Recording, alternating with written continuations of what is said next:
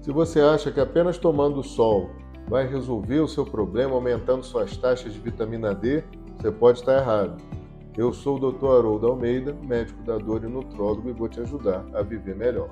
Vamos conversar um pouco sobre vitamina D, essa vitamina polêmica que não deveria se chamar vitamina, e sim hormônio D, porque ele tem muitas características que fazem com que ele pareça mais um hormônio do que uma vitamina. Inclusive, acreditamos hoje que isso daí foi feito de forma errada no começo, essa classificação por vitamina, porque a gente não tinha tecnologia o suficiente para fazer uma investigação mais profunda. Então, acreditaram que era uma vitamina por conta disso. Mas já começam as diferenças porque ela vem de uma molécula chamada 7-deidrocolesterol. Sim, não é só o sol, você tem que ter colesterol circulando no corpo para poder formar o 7-deidrocolesterol. Às vezes colocar o colesterol seu lá para baixo pode não ser benéfico à saúde. Você precisa ter um nível normal de colesterol para produzir o 7-deidrocolesterol. Sim, para formar a vitamina D é necessário uma molécula chamada 7-deidrocolecalciferol. Essa molécula vai ser ativada pelo raio ultravioleta. Assim que ela for ativada, ela vai se transformar numa outra molécula chamada colecalcitriol. Esse colecalcitriol no fígado vai se transformar em hidroxivitamina D. Mas a ativação não termina por aí, ela ainda vai passar para o rim e no rim vai se transformar em calcitriol, que é a forma bioativa da vitamina D. Então não é só apenas pegar sol, é necessário ter colesterol circulante, é necessário ter um fígado em condições ideais e um rim em condições ideais para você manter o nível de vitamina D. Não é incomum eu encontrar muitos pacientes idosos com a vitamina D baixa. Acredito que seja devido a uma série de distúrbios de absorção que possam atrapalhar a função do colesterol, mas também podem estar relacionados à medicação tomada para diminuir esse colesterol, porque geralmente elas têm hipercolesterolemia. Não se pode provar isso ainda, mas é uma suposição, uma coisa para a gente pensar sobre esse efeito. A vitamina D, o hormônio D, ele participa de várias reações no corpo, mais ou menos umas 80 funções importantes no corpo. Dentre elas, vamos citar algumas, mas a função imunológica ela é super importante.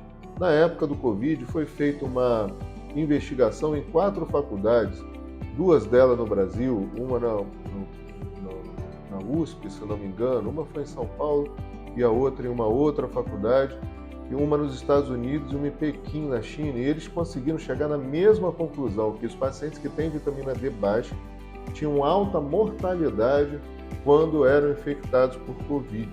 Abaixo de quanto? Abaixo de 20. Então é de suma importância manter essa vitamina em níveis ideais, tá? Bom, para que ela serve? Ela serve, na realidade, para ativar os linfócitos T. Ativando os linfócitos T, eles ficam prontos para a batalha contra qualquer ameaça que o corpo possa ter. Mas ele não fica só nessa função, ele tem uma função também de regularizar o metabolismo ósseo. Na criança, é super importante a vitamina D para que o osso cresça de forma saudável, bem mineralizado. Sem ele, a gente expõe a criança a uma doença chamada raquitismo.